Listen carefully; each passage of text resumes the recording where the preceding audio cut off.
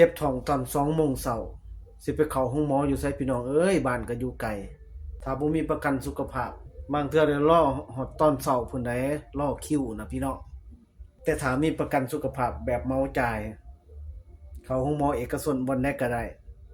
พุ่งแม่มันเข้าไปเลยโลดแม่นบ่ต้องรอคิววางแผนประกันสุขภาพไว้เพื่ออุ่นใจเวลาเจ็บป่วยฉุกเฉินเด้อพี่น้องเด้อบางคนเนาะเวลาเจ็บท้องก็คดสะละงองอยู่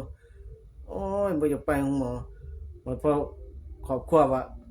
ไปห้องหมอเอกชนเขามีประกันพูดพัดแต่งหน้าแปรงแซงเด้อพร้อมนอนห้อง VIP ว่าซั่นอันนี้บ่ตีกันเนาะเพิ่นวางแผนไว้ได้เด้เอิ้นว่ากดลิงก์หน้าโปรไฟล์เด้อปรึกษา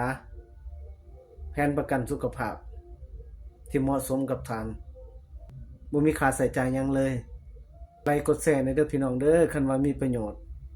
ส่องใหม่ให้ความรู้เรื่องประกันสุขภาพปน5ไปกับผีไส้